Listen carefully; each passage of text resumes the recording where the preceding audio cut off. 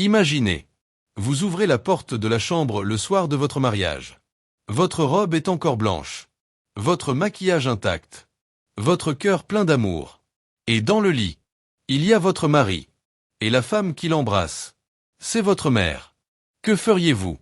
Crier, frapper, pardonner, ou mourir à l'intérieur. Cette histoire est réelle. Et elle va vous déranger. Hawa avait toujours été une fille douce. À 26 ans, elle était respectée dans son quartier de Yoff. Sérieuse, brillante, travailleuse. Elle avait grandi seule avec sa mère, Mariama, après la mort de son père. Mariama n'était pas une femme ordinaire. À 47 ans, elle gardait une élégance naturelle. Une démarche assurée. Une beauté mature qui imposait le respect et attirait les regards.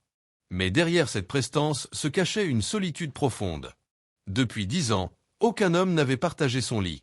Aucun ne l'avait regardée comme une femme. Elle était devenue la maman d'eux. Invisible. Puis Ousmane entra dans leur vie.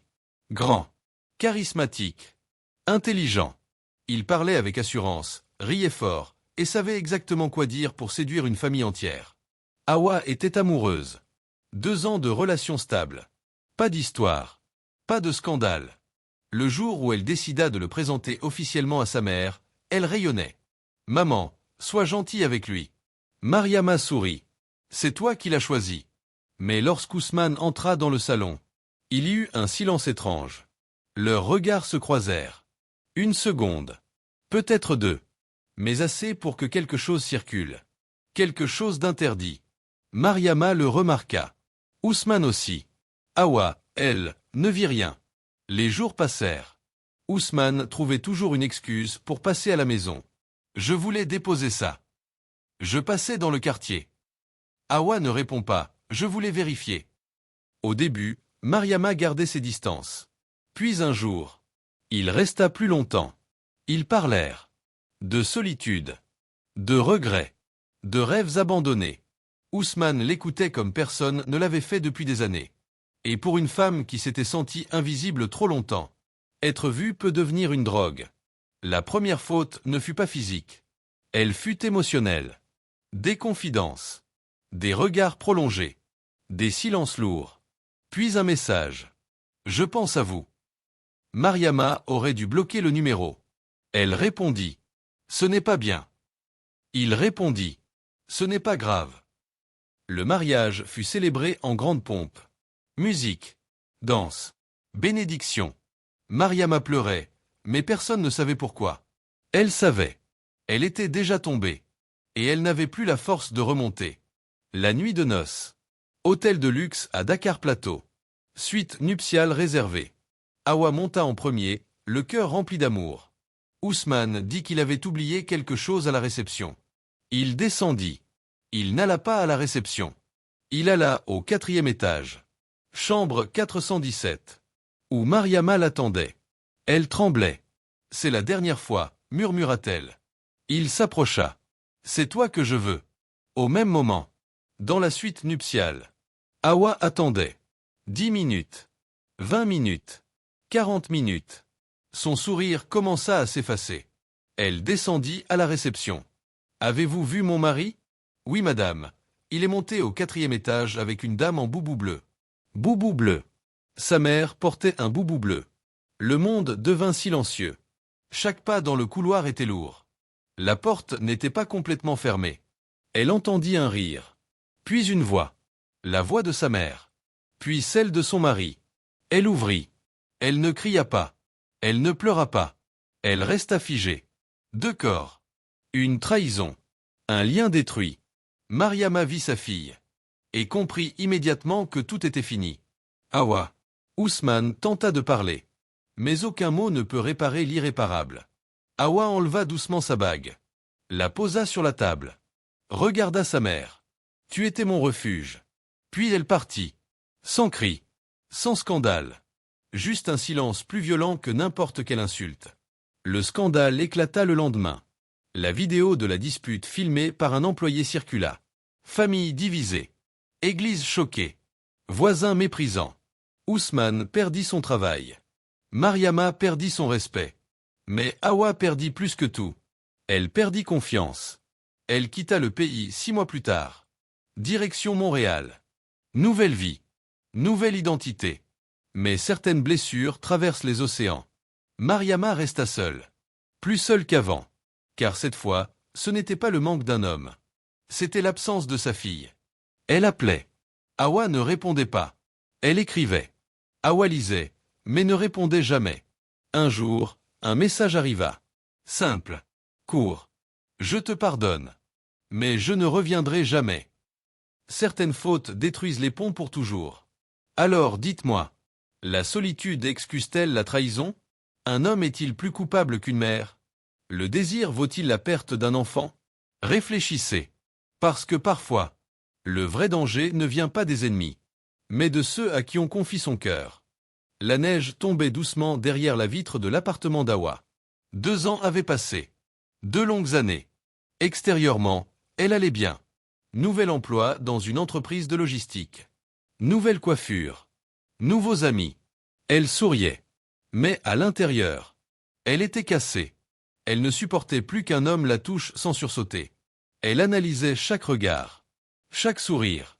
La trahison avait détruit quelque chose de plus profond que son mariage. Elle avait détruit sa sécurité émotionnelle. Un soir, son téléphone vibra. Maman. Elle hésita. Son pouce resta suspendu au-dessus de l'écran. Puis, elle décrocha. De l'autre côté, une respiration fragile. Hawa. La voix de Mariama n'était plus la même. Elle semblait plus vieille. Plus vide. Je ne t'appelle pas pour me justifier. Je veux juste te dire que je suis malade. Silence. Le mot résonna. Malade. Cancer du sein. Stade avancé. Hawa sentit son cœur se contracter. La colère. La douleur. L'amour. Tout mélangé. Pourquoi tu me dis ça? Parce que, malgré tout, tu restes ma fille. Cette phrase fissura la carapace d'Hawa. Pendant des jours, elle ne dormit pas. Devait-elle rentrer? Devait-elle rester? Son amie Nadia lui dit. Tu ne rentres pas pour elle. Tu rentres pour toi. Pour ne pas vivre avec des et si. 2 semaines plus tard, Hawa était dans l'avion. À Dakar, la chaleur la frappa. Tout lui semblait plus petit, plus fragile. Quand elle entra dans la maison familiale, elle ne reconnut presque pas sa mère. Mariama avait maigri. Ses épaules s'étaient affaissées. Ses yeux avaient perdu leur éclat. La femme forte, désirable, imposante, avait disparu. Il ne restait qu'une mère brisée. Leur regard se croisa. Longtemps. Personne ne bougea. Puis Mariama éclata en sanglots. Je ne mérite même pas que tu sois là. Hawa s'approcha. Elle ne la prit pas dans ses bras. Pas encore. Mais elle resta. Les semaines suivantes furent silencieuses. Chimiothérapie. Hôpital. Aller-retour. Hawa s'occupait d'elle sans parler du passé. Un soir, alors que la pluie tombait sur le toit en tôle, Mariama murmura. Ce n'était pas de l'amour. Hawa leva les yeux. C'était quoi alors? La peur. La peur de finir seule. La peur de devenir invisible. Quand ton père est mort, j'ai arrêté d'exister en tant que femme. Et quand Ousmane m'a regardé, j'ai confondu désir et valeur. Des larmes coulèrent sur son visage amaigri. J'ai détruit ma propre fille pour me sentir vivante quelques mois. Hawa sentit enfin la colère remonter. Tu ne m'as pas juste trahi. Tu m'as volé ma capacité à faire confiance. Silence. C'était la première vérité dite à voix haute. Pendant ce temps, Ousmane n'avait pas disparu. Il vivait toujours à Dakar. Seul. Son image était détruite. Aucun travail stable. Aucune relation sérieuse. La rumeur le suivait partout. Un soir, il apprit qu'Hawa était revenu. Il tenta d'appeler. Elle ne répondit pas. Il se présenta à la maison. Quand Hawa ouvrit la porte, elle ne trembla pas. Elle était différente. Plus solide. Je ne viens pas pour toi, dit-il. Je viens pour demander pardon. Le pardon ne répare pas ce que tu as cassé. Je l'aimais, mais j'étais obsédé par ta mère. C'était comme un défi interdit. Hawa le fixa. Tu n'étais pas amoureux. Tu étais immature. Il n'eut rien à répondre. Elle referma la porte. Cette fois, sans douleur. Juste avec lucidité. Les mois passèrent. La maladie avançait. Un matin, Mariama demanda. Est-ce que tu pourras un jour m'aimer comme avant? Hawa prit une longue inspiration. Non. Le mot flotta dans l'air. Mais elle continua. Mais je peux apprendre à t'aimer différemment. Les larmes de Mariama étaient silencieuses. La veille de sa mort, Mariama murmura. Ne laisse jamais la solitude décider à ta place. Ce furent ses dernières paroles. Après l'enterrement, Hawa resta seule dans la maison. Elle regarda les photos, les souvenirs, les rires d'enfance, la trahison, la maladie, la faim. Elle comprit quelque chose d'important. Pardonner ne signifie pas oublier. Pardonner signifie refuser de porter le poison toute sa vie. Elle vendit la maison, retourna à Montréal. Mais cette fois, elle n'était plus en fuite. Elle était en paix. 2 ans plus tard, un homme entra dans sa vie. Patient, respectueux. Elle eut peur. Elle hésita.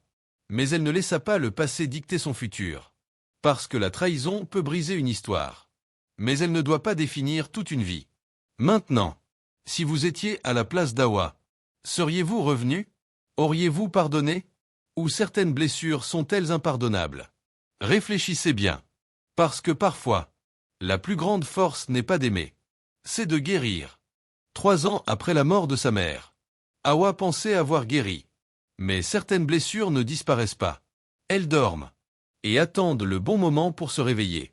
Un soir d'automne à Montréal, l'homme qu'elle fréquentait depuis plusieurs mois, Idriss, lui posa une question simple. « Pourquoi tu sursautes chaque fois que je pose mon téléphone face cachée ?» Elle resta silencieuse. Il ne cria pas. Il ne l'accusa pas. Il attendit. Et pour la première fois depuis longtemps, Hawa raconta toute l'histoire. Pas seulement la trahison, mais le regard. Ce regard entre sa mère et son mari. Elle expliqua quelque chose de profond. Ce n'est pas la scène dans la chambre qui m'a détruite. C'est le fait que tout avait commencé sous mes yeux, et que je ne l'ai pas vu. Idriss comprit. Ce n'est pas la trahison qui t'a brisé. C'est la perte de ton instinct. Cette phrase la frappa. Parce qu'il avait raison. Elle ne faisait plus confiance à son intuition.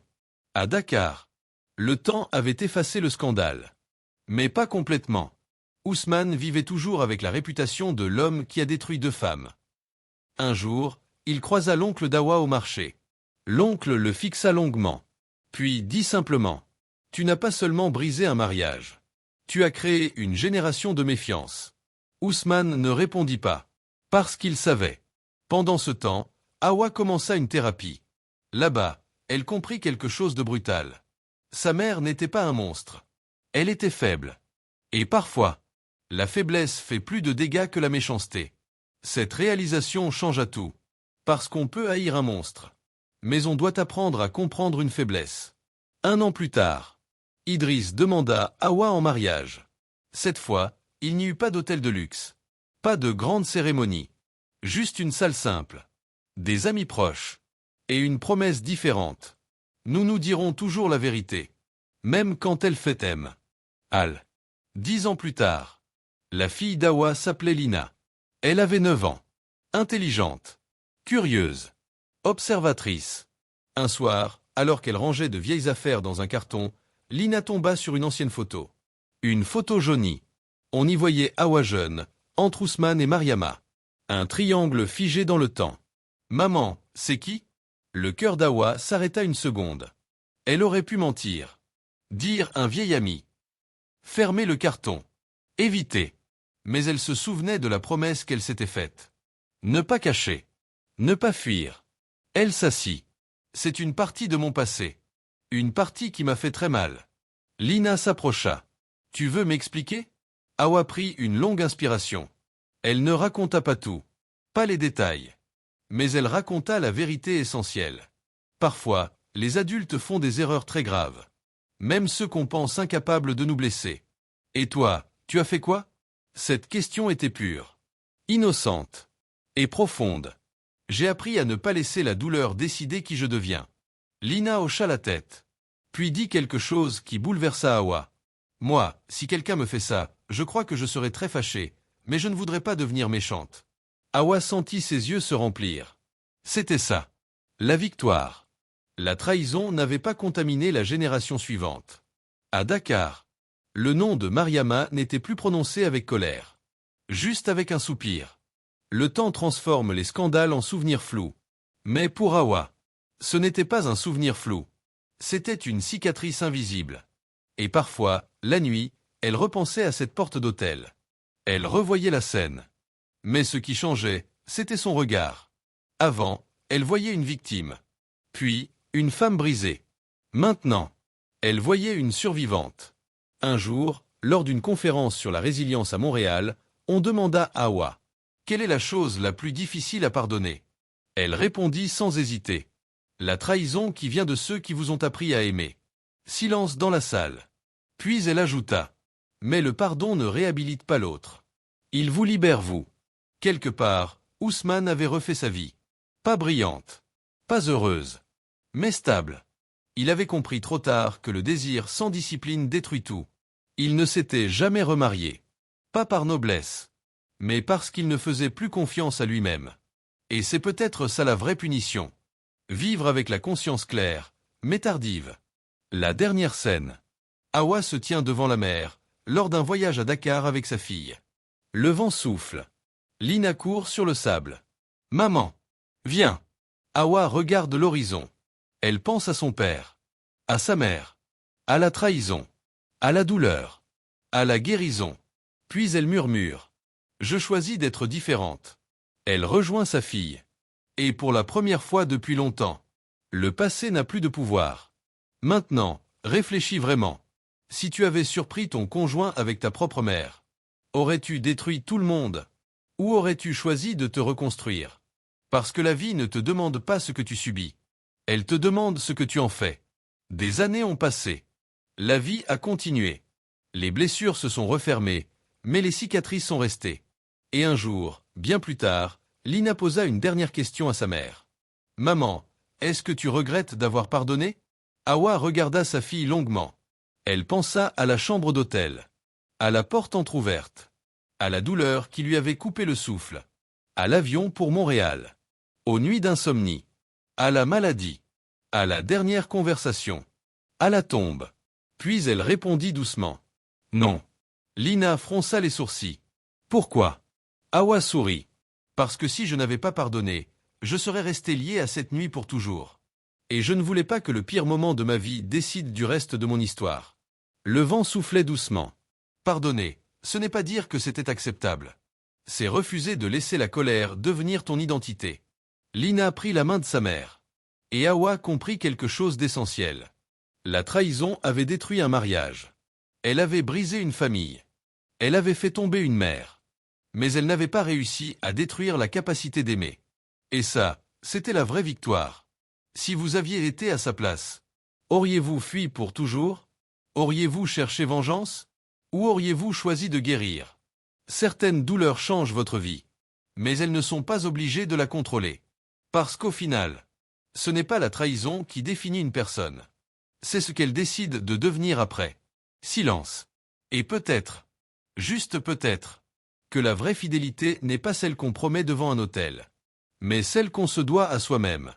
Si cette histoire vous a touché, si vous croyez que nos histoires africaines méritent d'être racontées avec vérité, intensité et profondeur, alors rejoignez la famille Mémoire d'Afrique. Ici, chaque récit porte une leçon, chaque histoire réveille une conscience, et chaque vidéo laisse une trace. Abonnez-vous maintenant, parce que la prochaine histoire pourrait parler de vous.